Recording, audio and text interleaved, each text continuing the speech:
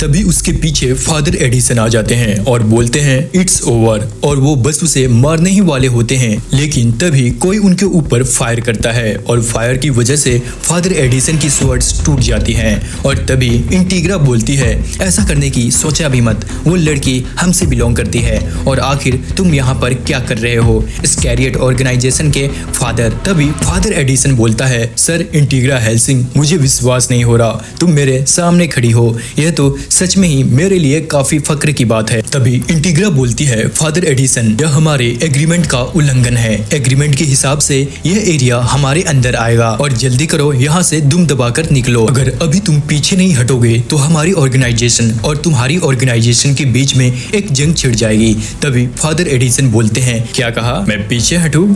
हम डिवीजन 13 के स्क्वाड्स हैं, हम भगवान की तरफ से लोगों को पनिश करते हैं जो भगवान की बातों को नहीं मानता, हमें इतने ही हल्के में मत लो इंटीग्रा। ये कहते ही उन लोगों के बीच में लड़ाई शुरू हो जाती है और फादर एडिसन उसके 2 बॉडीगार्ड्स को काफी आसानी से मार देता है।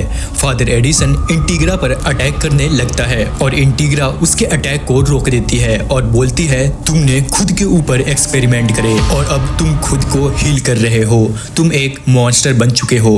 तभी फादर एडिसन बोलते हैं तुम लोग बस वीक हो और कुछ नहीं, तुम्हारे हेल्सिंग ऑर्गेनाइजेशन के ट्रम्प कार्ड का तो मैंने हेड ही उड़ा दिया, जिसके ऊपर तुम्हारी ऑर्गेनाइजेशन को काफी घमंड था। यह सुनकर इंटीग्रा हंसने लगती है और बोलती है तुमने बस उसका हेड ही उड़ाया और कुछ नहीं, और फिर से हंसने लगती है। तभी पुलिस गर्ल पीछे से गन को रिलोड करती है और बोलती है हे तुम मॉन्स्टर, मैडम इंटीग्रा से अपना हाथ हटाओ। तभी इंटीग्रा फादर एडिसन से बोलती है अगर मैं तुम्हारी जगह होती तो कब का यहाँ से चली जाती और तुम्हारा अलूकार्ड के साथ तो कोई कंपटीशन ही नहीं है। फादर एडिसन बोलते हैं आखिर तुम यह क्या कर रही हो, मैं तो तुम लोगों को बस मारने ही वाला हूँ। इंटीग्रा बोलती है तो यह काम जल्दी करो, नहीं तो अभी जिसका तुमने सर उड़ाया है वो बस वापस आने ही वाला है। यह सुनकर फादर एडिसन काफी ज्यादा चौंक जाता है। तभी एक चमगादड़ खिड़की से उड़ता हुआ आकर पुलिस गर्ल से बोलता है तो आखिर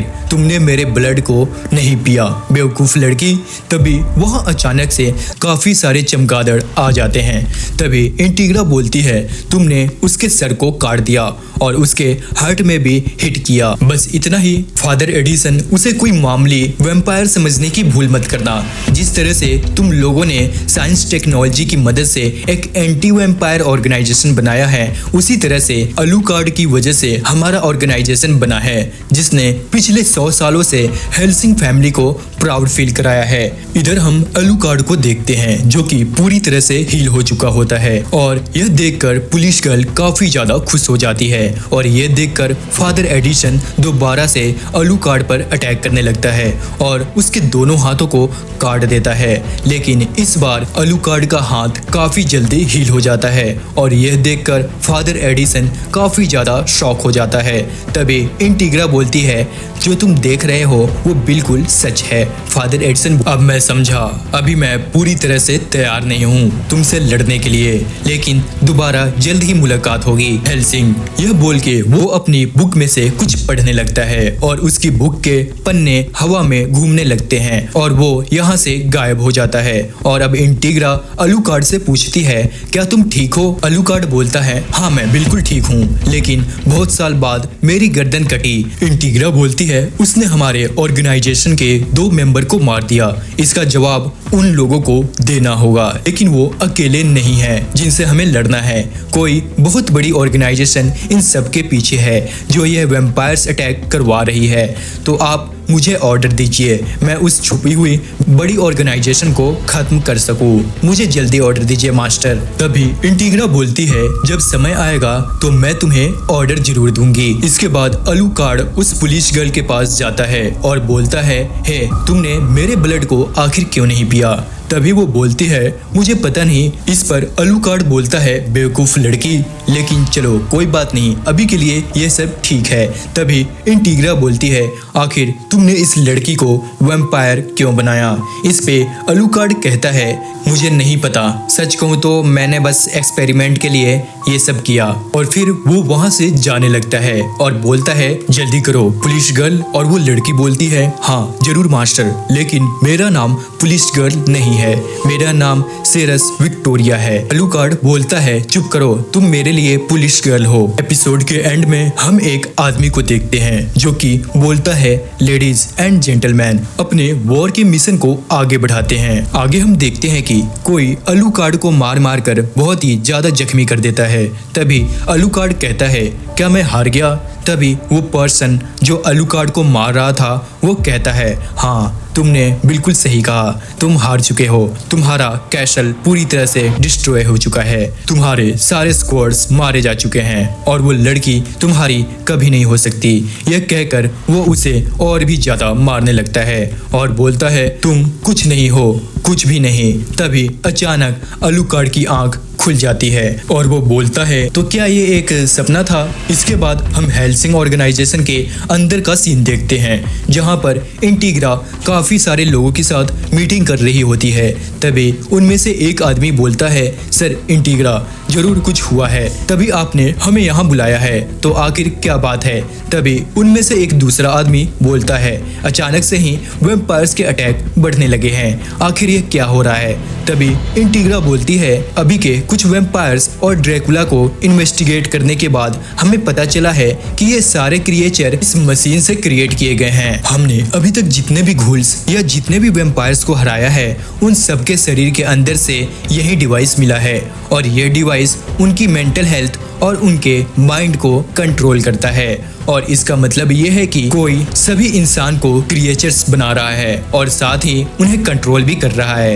यह सुनकर सभी लोग काफी ज्यादा हैरान हो जाते हैं। इसके बाद हम सेरस विक्टोरिया यानी कि पुलिस गर्ल को देखते हैं जो कि बोलती है मिस्टर वॉल्टर आखिर मेरे बेड की जगह यह कॉफिन मेरे कमरे में क्या कर रहा है? वॉल्टर बताता है यह सर इंटीग्रा और अलुकार्ड का ऑर्डर है, क्योंकि अभी तक आपने किसी का भी ब्लड नहीं पिया है, इसलिए अगर आप इसकी जगह बेड पर सोएंगे तो की पावर्स कम होने लगेंगी। लेकिन तभी वहाँ पर अलुकार्ड आ जाता है और बोलता है ये तुम्हारी ही चॉइस थी पुलिस गर्ल, तुमने ही रात चुनी थी। इधर वॉल्टर एक बॉक्स को दिखाकर अलुकार्ड से कहता है आप बिल्कुल सही टाइम पर आए हैं मिस्टर अलुकार्ड, यह आपका नया पिस्टल है और ये पुराने वाले से 1000 गुना बेटर है और इसकी गोलियां किसी भी वैम्पायर के अंदर जाते ही ब्लास्ट हो जाएंगी और इस पिस्टल का नाम है एंटीमेंट combat use 30 millimetre pistol of the jackal.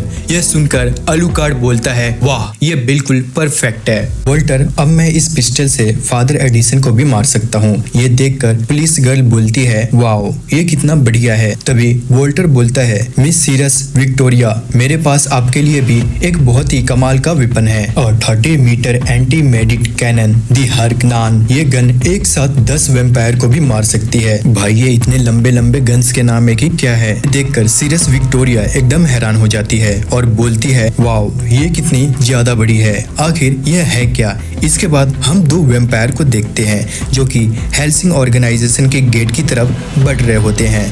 तभी इधर 2 गार्ड में से एक गार्ड उन्हें देखकर बोलता है आखिर तुम यहाँ क्या कर रहे हो, यहाँ लोगों का आना मना है। तभी उन दोनों में से एक वाइट ड्रेस वाला बोलता है अच्छा मुझे माफ कर दा, मुझे लगा ये घूमने की जगह है। तभी वो गार्ड कहता है नहीं बल्कि ये एक प्राइवेट प्रॉपर्टी है, तो जल्दी यहाँ से निकल जाओ। तभी वो वाइट ड्रेस वाला बंदा एक इशारा करता है और उसके पीछे खड़ी बस में से काफी सारी बंदूकों में से फायर होने लगती है और वो सारे गार्ड्स वहीं पर मर जाते हैं। तभी उस वाइट वाले के साथ वाला दूसरा वैम्पायर बोलता है ये घूल्स बिल्कुल बेवकूफ है, क्या हम ये काम कर भी पाएंगे? तभी वो वाइट वाला बोलता है ये सिर्फ अभी एक टेस्ट है, उन घूल्स और हम में अभी ज्यादा फर्क नहीं है, हम सब बस यहाँ पे प्रोसेस के लिए हैं। तभी वो दूसरे वाला बोलता है चाहे जो भी हो हम हेल्सिंग ऑर्गेनाइजेशन को खत्म कर देंगे और हम अलुकार्ड से नहीं डरते, जो भी तुम्हारे सामने आए उसे खत्म कर देना। वहीं इंटीग्रा उस मीटिंग में बैठी होती है। तभी वहाँ की लाइट्स धीरे धीरे बंद होने लगती है। तभी उनमें से एक आदमी बोलता है आखिर क्या हो रहा है इंटीग्रा? तभी इंटीग्रा के फोन पर एक फोन आता है और उसमें से कोई बोलता है सर इंटीग्रा हम कंट्रोल रूम से बोल रहे हैं, हमारे ऊपर दुश्मनों ने हमला कर दिया है और हम उन्हें फर्स्ट फ्लोर पर रोकने की कोशिश कर रहे हैं। इंटीग्रा बोलती है आखिर वो लोग है कौन, जल्दी से रिपोर्ट करो। तभी वो सामने से बोलता है, एनिमी ये सारे घूल्स हैं। और ये सुनकर सारे मीटिंग में बैठे लोग काफी ज्यादा हैरान हो जाते हैं। इधर फर्स्ट फ्लोर पर सारे गार्ड्स मिलकर उन घूल्स को रोकने की कोशिश कर रहे होते हैं, लेकिन उनकी बुलेट से उन घूल्स को कुछ भी नहीं हो रहा होता है और वो सभी घूल्स उन सारे गार्ड्स को मार देते हैं और पूरा फर्स्ट फ्लोर क्लियर कर देते हैं। तभी वो दूसरा वैम्पायर बोलता है, क्या ये लोग सच में इतने कमजोर हैं? और ये कहकर वो आगे चला जाता है, लेकिन तभी उस वाइट वाले वैम्पायर को कुछ अजीब सा महसूस होता है और वो दूसरी तरफ चला जाता है। उनमें से एक आदमी बोलता है, इंटीग्रा अब ये तुम्हारी जिम्मेदारी है, हमें यहाँ से बाहर निकालो, हमें हेलीकॉप्टर में बैठाकर यहाँ से बाहर निकालो। तभी उन सबको छत के ऊपर से एक धमाके की आवाज आती है। तभी कंट्रोल रूम से उन्हें कोई बताता है, माफ करना लेकिन हेलीकॉप्टर को डिस्ट्रॉय कर दिया गया है। सारी बातें सुनकर इंटीग्रा बोलती है, मुझे लग रहा है कि ये सब कुछ एक प्लान है। शायद उन्हें पता था कि आज हमारे मेंशन में एक मीटिंग है। तभी कंट्रोल रूम से बोलता है, सर इंटीग्रा हमें माफ करना लेकिन हम ज्यादा देर तक उन्हें रोक नहीं पाएंगे, वो जल्द ही आप तक पहुंच जाएंगे। ये बताने के बाद वो चीखने लग जाता है।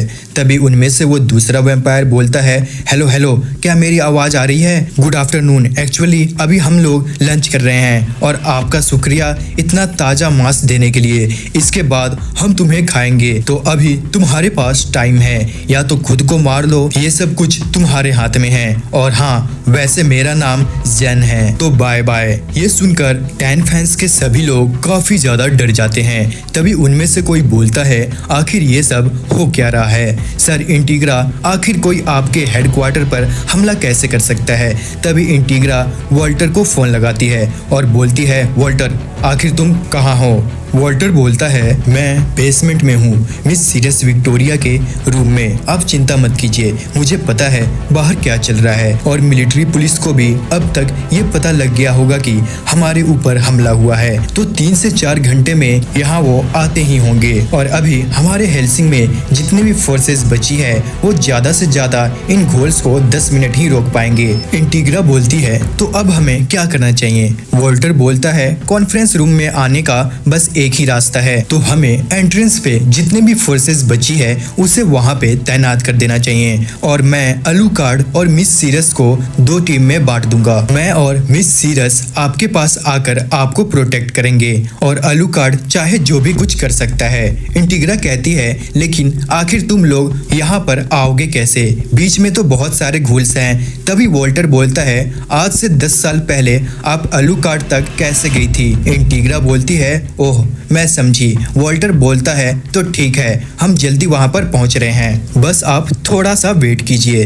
तभी इंटीग्रा बोलती है, वॉल्टर वो हमारे लोगों को मार रहे हैं, वो लोग माफी के लायक नहीं हैं, तो एक एक को भी मत छोड़ना।